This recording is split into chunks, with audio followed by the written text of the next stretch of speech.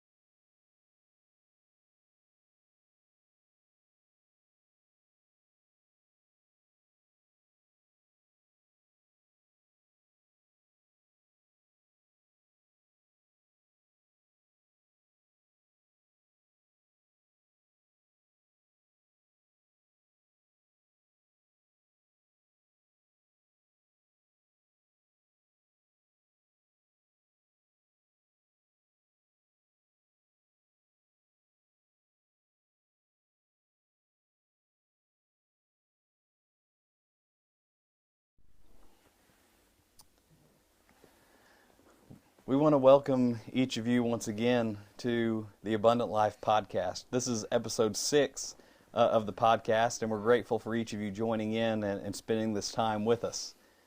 This happens to be Mental Health Awareness Month, yes. And so we want to really spend some time focused on some of these issues that maybe you've experienced or you know people that have experienced, and talk about how we can deal with them in a good way. You see, there's a stigma oftentimes when it comes to mental health, and maybe people that experience these different issues maybe feel ashamed or don't want to talk about them. But the truth is, mental health is a real thing, and so one of the goals of this podcast is to help eliminate that stigma. And help people realize that if you really are struggling with something, that it's okay to ask for help. And so we hope that this podcast can be a resource to you to help you do that.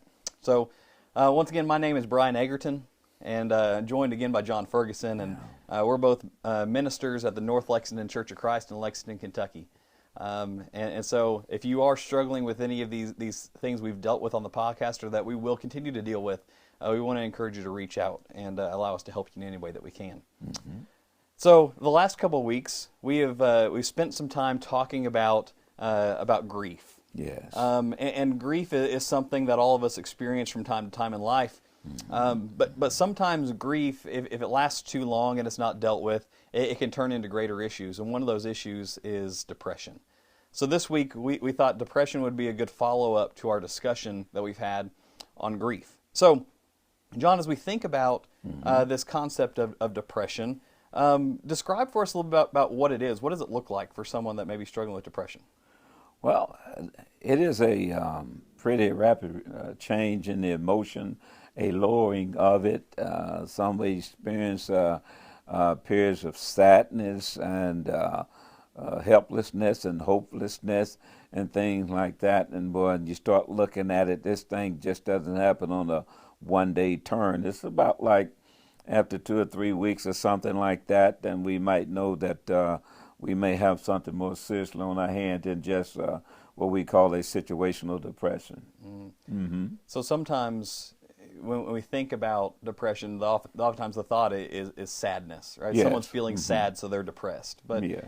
Depression, like you said, is deeper yes. than just that feeling of sadness. And maybe it comes with that feeling of hopelessness or helplessness and yes. And a feeling of despair. And so it's deeper than just a feeling of feeling sad. Yes. But it's a prolonged state that can really affect the way that we can function on a normal everyday basis. Yes. So, depression is a real issue that can really be devastating to people, and it can show itself in a variety of ways in our Right. lives. As we think about maybe some symptoms of depression, maybe it's someone that's feeling helpless or hopeless, like what we've talked about. Maybe it's someone that has a loss of interest in activities. They have these hobbies or these things that they really enjoyed doing, but now all of a sudden those don't matter to them. Right. Maybe it's changes in sleep. Someone Right. that's either not sleeping much anymore or someone that's sleeping too much. Both of those Yes. can maybe be signs or symptoms of depression. Oftentimes comes with self-loathing, devaluing ourselves and not seeing our own self-worth. Maybe a loss of energy or maybe even loss of concentration. Can't think about or Definitely. focus on Right, anything. right. And so there are a number of different things that may pop up that show that someone may be struggling with depression. Yes, like you said, some of those things kind of mimic other issues that we may have, as far as that concerned. And you might have a person who, at this point, who may tend to either overeat or they may even lose their appetites altogether. Those are kind of things, or the swings in the behavior that may be indicative of them going through a depressive a moment there. And you may have people who lose memories at the time, as you may mention of their thinking processes, and sometimes depression can mimic other disorders. And so what we need to do, some medical, we need to look at that as well and try to get an idea of exactly what is going on. That may take a little more time than we would like to take, but we need to make sure that we are actually dealing with depression in and of itself rather than some close resembling illness. Yes. You're right. A lot of the symptoms of depression are symptoms that look like other things. So Yes. it can be easy to misdiagnose someone's dealing with depression. Yes. But for someone dealing with depression, it's not that they maybe have one of these symptoms. Yes. And so maybe someone all of a sudden they have loss of interest in their hobbies. So Yes. so the immediate thought maybe shouldn't be they have depression. Right. But so just because someone has one of these symptoms, that doesn't immediately mean they have Right, they're right. suffering from it. But it's typically a combination Yes. of these symptoms where that they've had them for an extended period of time. So you think about someone going through grief, they may deal with a lot of these symptoms for months, Right. But they're working through their grief. Working So through that it. doesn't mean that they're depressed necessarily. No.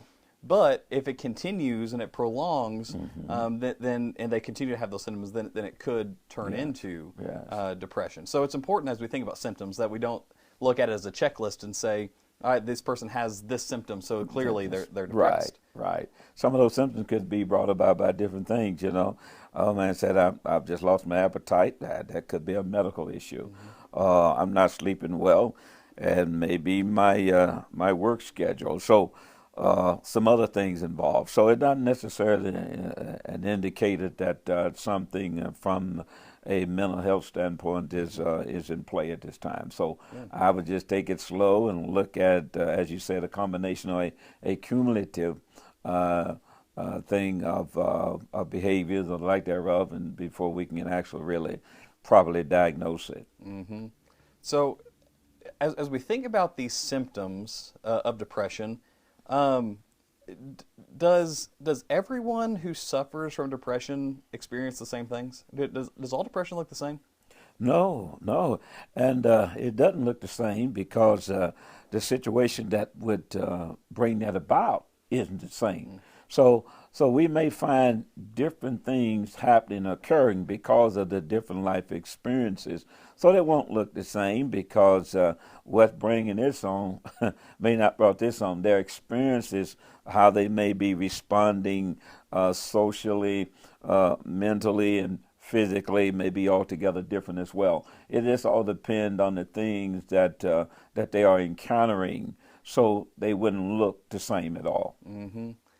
it's really interesting as you think about how depression may affect different people.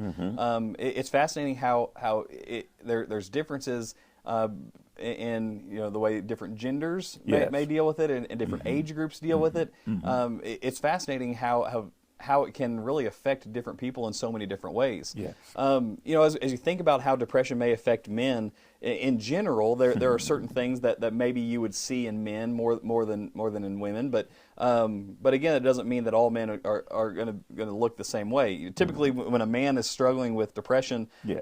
Maybe he's not as focused on the self-loathing or this feeling of hopelessness, but maybe his depression comes out in forms of anger or aggression or risky behaviors or even more substance abuses. But women, on the other hand, typically when they're dealing with depression, it may come in the form of this guilt or self-loathing. Maybe it's excessive sleeping or overeating and weight gain. And so in general, even men and women look very different when they're going through depression. It all depends on the age that they're having those challenges as well. Men tend, as you say, for lack of a better word, like to think of the ideal of them being strong and this and that. They have a tendency to, even if that would be a case, they'll fight it in their mind because it has so much of being culturally kind of bent to it. So men don't do that as well. But I would simply say, as you just said, that everyone experiences differently, and also the cause behind it will cause us to experience things differently as well. And talking about those causal effects, there are a number of risk factors that you can look at that may make someone more susceptible to experiencing depression. What are some of these risk factors that maybe people should be watching for so they can be aware of maybe future instances of depression? Some of the things are inherent, and some of the things we might call that we might kind of pick up from society itself. Some of us may be more predisposed to depression from an organic standpoint. Those things are there. Perhaps our experiences, as far as that's concerned, just being around, being by ourselves, and suffering loss and things of that nature leaves us susceptible to depression. So there are a lot of organic things that are at play. Then there are a lot of cultural things at play, the social things at play. So when all of those things combine, sometimes they really contribute to a thing that tough road called depression. So maybe family history, maybe family history. Well, that's when you're talking about that genetic, that predisposition. Those things come around. We talk about personalities and people. Somebody might say, "You're just like your dad." You're just like mom. Well, I know they say that sometime out of frustration, but there's a lot of truth to that. So we may be organically predisposed to have some issues that challenge up, just like we are predisposed physically to endure some things. We might look at our young ladies, look at their mothers and their grandmothers. They look down the line to see what type of illnesses they may have to face and to deal with, and the more likely, the closer they are, the higher the risk that they are in. So those kinds of things happen too. Sometimes they're organic, sometimes they're just environmental. Yes. And talking about some of those environmental things, the reason that we wanted to follow up our discussions on grief with depression is because there are a lot of times when someone experiences a grief event in their life, whether it's loss of a loved one or loss of a job or whatever it may be. Oftentimes that can be a precursor to someone falling into depression, and so sometimes these incredibly stressful life events that cause so much grief can lead and cultivate an environment for us that's going to lead to depression. So you're right. There's organic things, there's environmental things. There are a number of different factors that can be risk factors to lead people to deal with and struggle with depression. Yeah, and there's a lot of other things yet going on. We have all these things. Talking about young folks that have so much traumatic events at home and at school, which really kind of lingers with them sometimes. It may not show up at a younger age because they find some other things to try to kind of move that out, so to speak. But then later on, things come to surface that they may even talk with you about some things, encounters at school and elementary school and things like that, kind of bothers them later on in life and cause them to have a different view of how they see themselves. And those kinds of things kind of get back with them. It may not last for a long period of time, but when they start thinking about it, then that can be a very depressive moment. Sure. So we've kind of laid some groundwork here for what depression is and what it looks like, and some risk factors and different things. But let's look at how it can affect individuals. Okay. And specifically, let's take a few minutes, and we want to consider an individual from the Bible who really went through a pretty serious depressive event in his life. And we want to talk for just a few minutes about Elijah. So if you have your Bibles, you want to open with us. We're going to be in 1 Kings 18 and 19 today as we look into the life of Elijah. But before we get in and we notice how he dealt with his depression, let's understand a little bit of his background here. So Elijah was a man who was a prophet of God, right, chosen by God to be a prophet, and he was given the task to go and stand up against an incredibly wicked king and queen who were leading the nation of Israel, who were God's people. Yes. Those individuals were Ahab and Jezebel. Right. So because Ahab chose to marry Jezebel, he was influenced by her and her family into this great wickedness, and turned the nation of Israel away from God, where they began worshiping Baal and worshiping Asherah. So Elijah is challenged to go and stand before Ahab, and he actually issues a challenge to him, and he says, "I want to prove to you which God is the real God, whether it's the God of heaven or Baal." So Elijah tells Ahab to gather the children of Israel, to gather these 450 prophets of Baal, to gather these 400 prophets of Asherah, and meet him on Mount Carmel, where we'll have this great showdown. And a part of the showdown, what Elijah said, in 1 Kings chapter 18, verses 20 through 40, he said, both of us are going to build an altar to our gods. Yes. And we're going to call out to our God, and whichever God sends down fire from heaven and consumes the sacrifice, that God is the true God. Yes. So Elijah allows the prophets of Baal to go first, right? Okay. So they build their altar, and they start crying out to their God, and nothing happens. And so finally Elijah takes his turn. And he even douses his sacrifice and builds a trench around it. It douses it with water and still calls on God. And not only was the sacrifice consumed, but the altar was consumed. And at that moment, all of these people who had turned from God and now were worshiping Baal fell on their faces and began praising the Lord as God. Yes. So you think about Elijah, and this must have been an incredibly high point for him in his life. You think about this great victory he's enjoyed, and how all these people now have recognized that the true God really is God. Yes. This is a mountaintop experience for him. Gotcha. But that feeling didn't last long.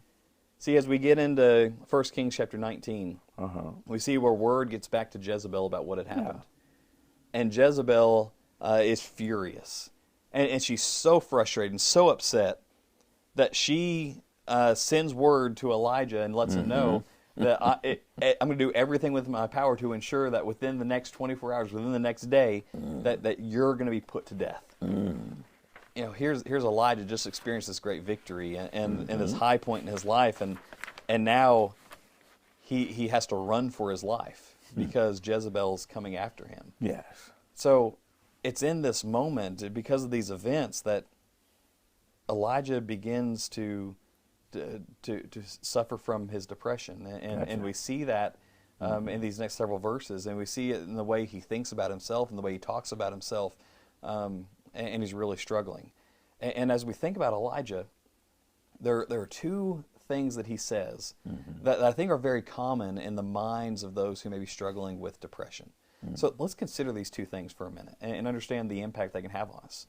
The first thing he says about himself he says, I am worthless. All right, let's notice here in 1 Kings chapter 19 and verse 4. Notice what happens. But he himself, that being Elijah, went a day's journey into the wilderness, and came and sat down under a broom tree. And he prayed that he might die, and said, It is enough. Now, Lord, take my life, for I am no better than my fathers. Yes. Yes. He goes from being on this mountaintop experience, having this great victory, and seeing the value that he is for God by having all these people turn to him, to now thinking all of a sudden, I'm worthless. I'm no better than anyone else. It'd almost be better for me to die. Well, I'll tell you what, that sounds like the classic description of someone who's experiencing what they call a manic depressive episode, so to speak. We high, we excited about it, we can get things done, and it's rah, ready to go. And then some intervening event happens, and where they were as high as they could go with all possibilities, now within a few hours or within a day or two, we may find people down at the point to where they can't feel as though they could accomplish anything. It's that manic, it's rushing, and then it's just appalling. And so it seems to me such a quick turnaround signifies that something isn't as even killed as it should be. I think something revealing about at this point. Situational it may be, organic it may be, but we do know there was an up and there was a down, and that's a problem. Yeah. Yes. And when you have that such a high, it makes that low feel even lower. And that seems to be where Elijah was. But let's think about this for a minute, because maybe people have experienced this before in their lives too. So why is it that Elijah was so quickly to devalue himself, even after he had just experienced this great victory? Well, that's, number one, two things I do believe. Number one, Miss Jezebel, she doesn't play very well, and she doesn't play fairly. And he probably done heard about it and know about some of the things that she's done, how she's used her influence and power to get what she wants. And right now, he's going to be out there by himself. It may be a little different if they had, if they had an Elijah pep rally. He didn't have that, so he's just all by himself. And so now, right now, he just experienced his high, now it's a low. Right here and there, he enjoyed his highs, but there's no one there now to protect him, and that's a tough one for him.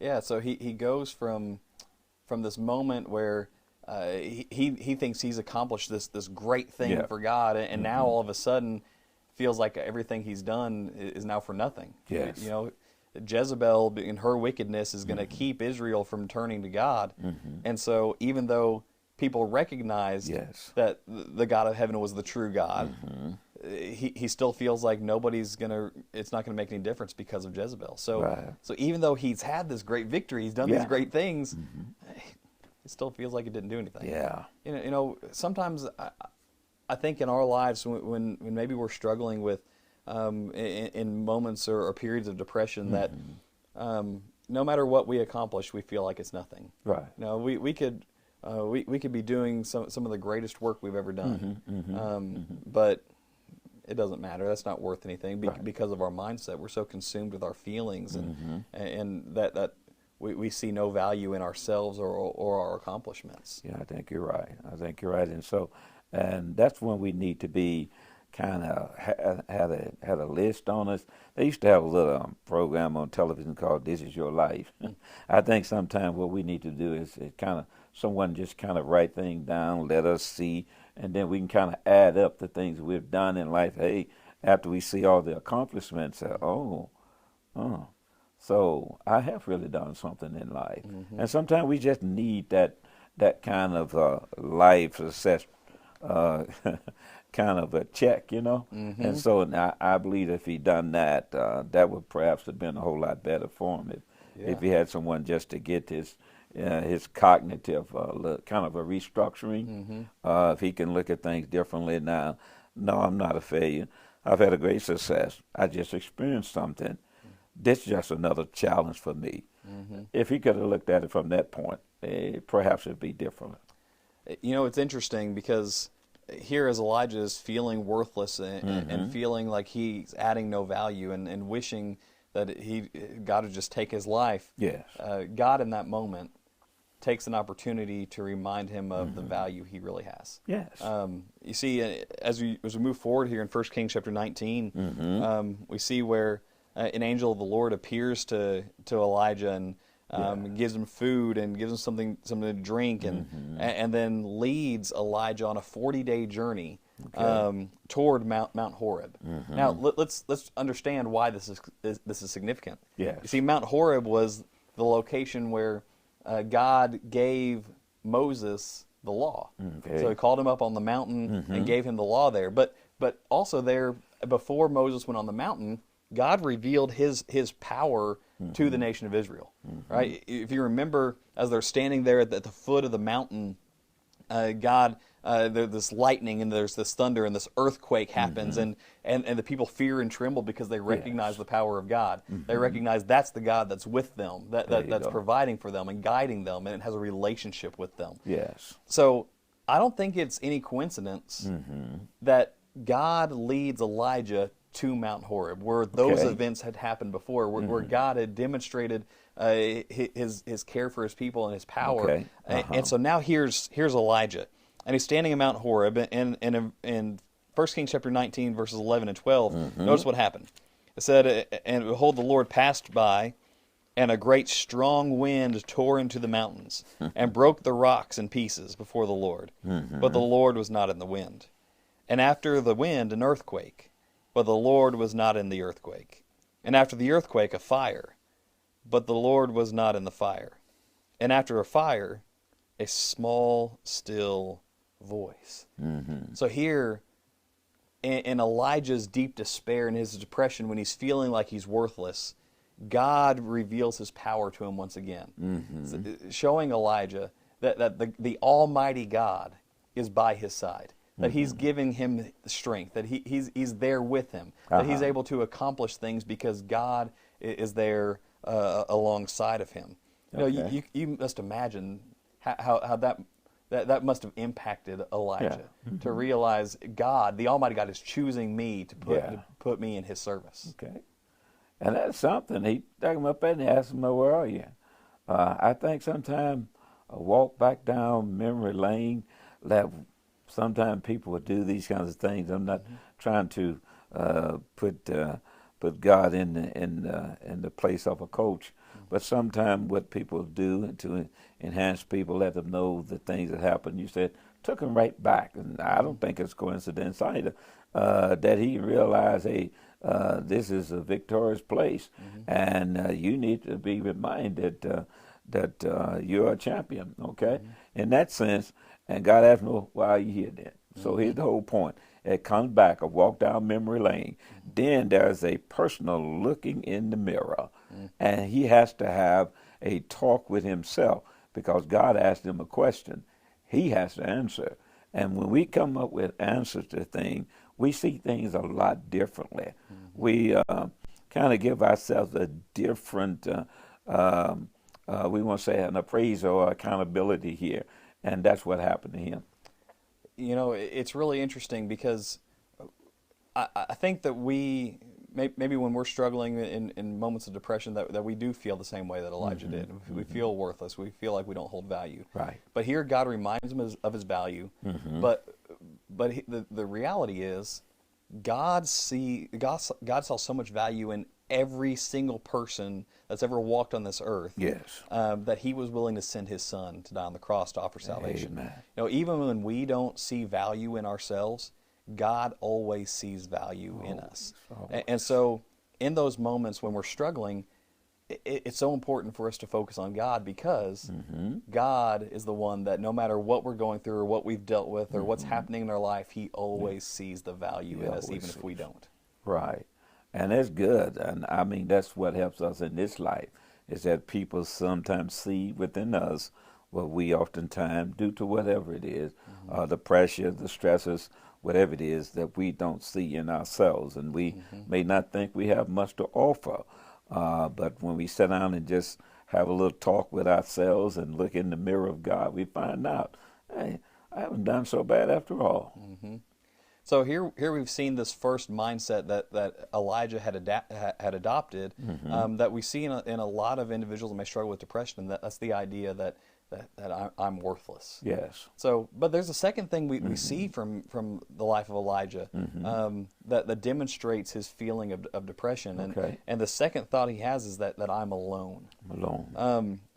In 1 Kings chapter 19. Both in verse 10 and in verse 14, we see where Elijah makes the exact same statement. So here in a 5-verse span, we see Elijah twice talk about how he's alone and how he feels alone. Notice what he said, 1 Kings chapter 19 and verse 10. Elijah said, "I've been very zealous for the Lord God of hosts, for the children of Israel have forsaken your covenant, torn down your altars, and killed your prophets with a sword. I alone am left, and they seek to take my life." No, I alone am left. You see here, Elijah, as he's sitting in his grief and sitting in his despair, sitting here in this feeling of depression, all he can think about is that he's alone. He can't see anything else. And it's while he's feeling this and experiencing this that God made a point to Elijah that he's really not alone. Even though he felt alone, he really wasn't. Move forward a little bit here. 1 Kings 19, verses 15 through 18. We see where God does a couple things to show him he's not alone. First off, verse 15, he said, "Go on your way to the wilderness of Damascus, and when you arrive there, anoint Hazael as king over Syria." Notice verse 16.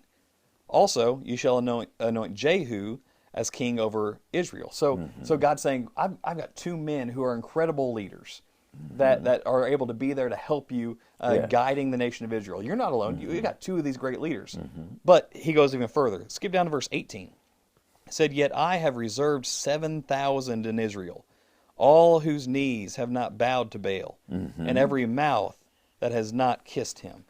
Not only do you have these 2 incredible leaders that are going to be able to be there with you, walking through these trials with you, but you've got 7,000 people that are not influenced and giving into the influence of Ahab and Jezebel, but instead they're still being faithful to God.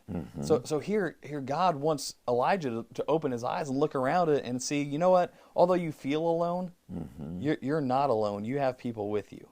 So it brings us to this question that I think is really important. Why is it that depression sometimes causes people to feel like they're alone, even when there are lots of people around them that can and will support them? Well, the idea of it is, I always said, my experience is my reality. And unless, as I said earlier, unless they have somebody walk around the mountain saying and marching and talking about we support Elijah, we support Elijah. Well, he wouldn't know that. So sometimes we operate without knowledge of some things, and consequently, I mean, what other conclusion could he come up with? It? No one came to him and said, "Hey, we with you, buddy. We're gonna do it. Let's do it." And that's a big difference if no one comes forth and you just figure that no one's there but you, and you put your life in danger before, and now it's in danger again. I don't know if anyone else is doing that. So, yes, I can see how he would feel that way. But, as I said, that was his experience. He didn't know it. So, consequently, he knew that he stood. He knew that he took, quote, for lack of a better term, he took a gamble. He got up on the mount, challenged. He done it. It just point out, I don't want to be too hard on him, but at the same time, I understand all of us, all we have to go on is our own experience, our own reality. That's all. Yeah, and the problem is sometimes, and not even just when we're dealing with someone dealing with depression, although it may be amplified in moments of depression, but a lot of times people's reality isn't really based on reality. That's it. Right? What they're experiencing right now is real to them. Right. Even though it may not truly be the case. That's right. And so when we accept a certain reality, as Elijah did, where Yeah. everything I did was for nothing. That was his reality. It wasn't true. No. You think about how many of those that there on Mount Carmel when he had that great victory, how many of those that fell on their faces and worshiped God? Yeah. How many of those do you think continued to worship God? They saw that Baal was not the true God. Yeah. So he was planting seeds in the mind of people. Okay. That were going to be able to make a difference. Yeah. But he couldn't comprehend that because that wasn't his reality. I tell you what, I mean, they didn't have any polls back then trying to see who does and who don't.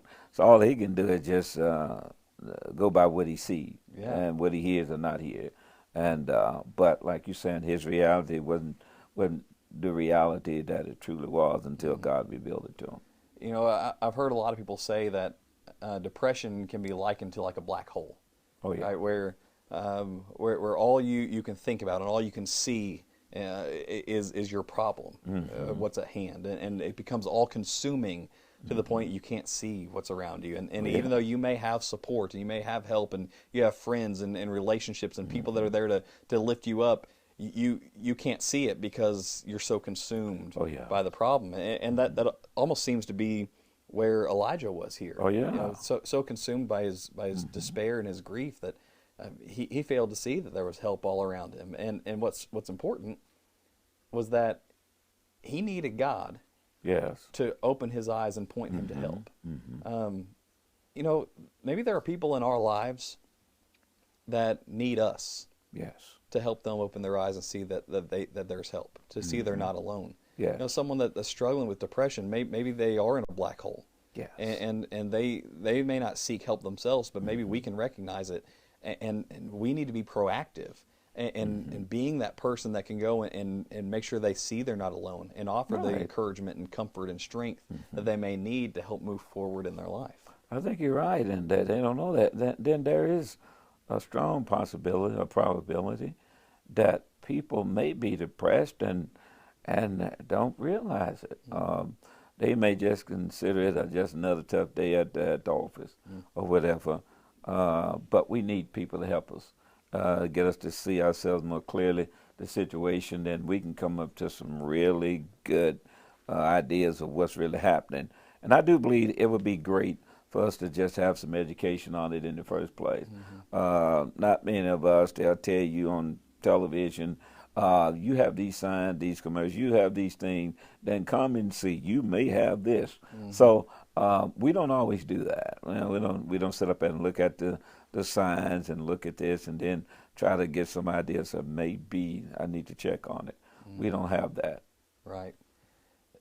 So here, as we've thought about Elijah, we've noticed two things that happened in his life that maybe many people that struggle with depression struggle with these same things. Here Elijah struggled with this fact that he thought he was worthless. He didn't see the value in what he had done, in himself or what he was able to accomplish. He also thought that he was alone. Yes. He was so consumed by the trial at hand and his despair that he failed to see the support that he had around him. Correct. So again, as we talked about at the beginning, depression can come in many forms.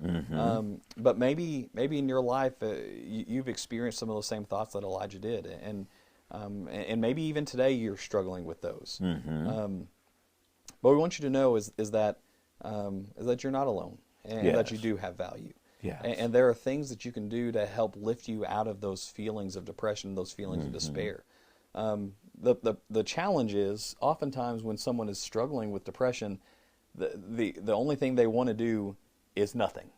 Right? They want to stay in bed. I want to stay here. I don't want to go out and do anything. I don't want to be with people. I just want to be here. And when that happens, then oftentimes it escalates those feelings of worthlessness and those feelings of being alone. So if you're struggling with depression, there are things that you can do and should do if you can convince yourself to take those actions. So, yes, John, why don't you maybe talk about a couple things that can maybe help someone that's struggling with depression? What can they do to help those feelings? Number one is that get to chat with someone that you have a good, strong relationship, an honest relationship with, someone with whom you could talk and to share, about your problem, your pain, and your hopes and things of that nature. Then they can kind of know a little bit more about you, and then they can kind of help point out the high points, the strengths that you have, and things of that nature. And then that person being around may be able to get you to move outside of the house. I do notice sometimes people they sleep all the time. I've just watched a series not long ago with a lady who was having some issues with eating, which was she admitted and found it was a sign of depression. She said she doesn't want to, but all she did was just kept doing it.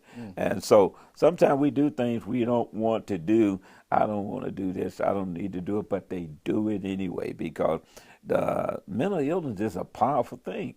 It's not like a switch you can turn on in a minute and the lights on, lights out. That's not happening like that. So just being around some people who could help you to make some changes. I think small changes, doesn't have to be anything large or big, whatever you want to say, but get out of the house, doing some things, at least some sense of normalcy, being able to do some things that brought you joy, some peace of mind, some hobby, some of those kinds of things just kind of get you in a different frame of mind. Yeah. If I'm thinking differently, then perhaps I start to behave differently. And as I'm working with that, and those are some immediate things we could do, some of those good factors. You talk about those being with people that you can trust, and Yes. That's going to help us from avoiding that mindset that we're alone. Right. The more connections we can have with people, the less isolated and lonely we feel, which can really be helpful to us. I think too about helping our feeling of worthlessness, and sometimes when someone's struggling with worthlessness, it's maybe it's because they have struggled to be able to accomplish even simple things in their everyday life. So something that can really help in those situations is maybe to create a simple task list for my day. I'm going to wake up today, and I'm going to have these 3 or 4 tasks that I'm going to accomplish today. Yeah. And they don't have to be elaborate. They don't have to be something difficult to do, but they can be very simple things. Maybe it's something as simple as, I'm going to take a shower today. Yes. I'm going to get out of bed. I'm going to get cleaned up. I'm going to get fixed up. I'm going to fix my hair. I'm going to do something about my appearance today. Maybe it's something as simple as I'm going to go to the grocery store. Yes. Or I'm going to clean my house or do the dishes. Sometimes when we can have a list and we have these tasks and we can mark something off a list, it makes us feel like we've accomplished something. Right. And oftentimes the truth is, when we're able to do those things, it releases different chemicals in our body that can help improve our mood and improve our mindset. Right. You may mention some of those things. Just going to the grocery store, people may look at you differently, and you come out there, you got one item. You've been walking around in the store for an hour, and you come out to the checkout or the person who's there, or you go to the automatic one, and you got one item, and everybody look at you and say, oh, well, yeah, that's a victory. Because just getting out and walking around this store and finding something I want and getting back in, that was worth it. Those kinds of things. And you do that. Some of those things that we're having an issue, they're not just sometimes something we experience, something happened in life. A lot of time there are some biochemical things at work as well. We need to be looking at some of our hormones and things of that like, and things that really that are organically we have to help us in this life, maybe have a shortage, and so we may have to deal with some medication along with some psychotherapy and things of that nature. We may find out that may also need to be part of it. Pharmacotherapy may be something that we need in addition to the therapy. Yes. Here as we thought about this idea of depression. One thing that I think about a lot is how oftentimes if someone has never experienced depression in their life, they can't understand it.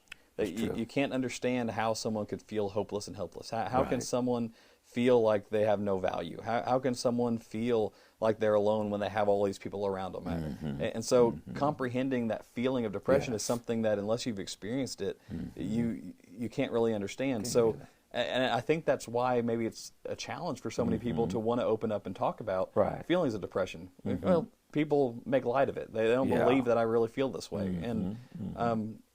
And so if you're in one of those situations where you're struggling with depression, we want you to know that you need to find help. You need to do some things that can help relieve those feelings. Don't bottle it up. Don't be ashamed of it. But find ways that you can improve your life and work through those feelings of depression. You see here Elijah in his life, he felt worthless. And he felt alone.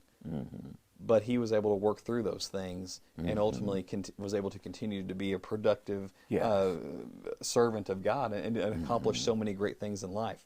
So if you're feeling depressed and you're struggling in that way, find ways that you can work through it, whether that's talking to someone, whether you're here in Lexington, you can reach out to me or John, or talking to someone wherever you're at, or doing some of these things that can help you no longer feel alone or help you see that you have value. That's correct. But when you're struggling with depression, don't sit back and bottle it up and let it eat away at you, because by doing so, it can lead to so much. Mental and emotional and even physical harm in our lives. Sometimes, we just don't recognize it until someone cries or someone cry out, unless there's an emotional expression, or as you said with Elijah, who just simply said, I don't want to go on any further. Those are the only times generally it really perks us up, and we might even say, as you said before, this is real. It seems like those are the only two times that we ever even consider it. So again, we want you to know that you're not alone, and that you have value. And if there's something we can do to help you, we'd love for you to reach out to us. Depression is a real thing. Yes. It's not something to be taken lightly. And so during this month, this Mental Health Awareness Month, we want you to know that you're not alone if you're struggling with these things. Thank you so much for joining us with this discussion, and we hope that it's been a blessing to you, and we hope this can be a resource for you to help you if you may be struggling with depression. We hope that you'll continue to join us every Thursday as we deal with more of these issues that are so common but so rarely discussed in this world. So hope you'll join us every Thursday at noon on the Abundant Life Podcast.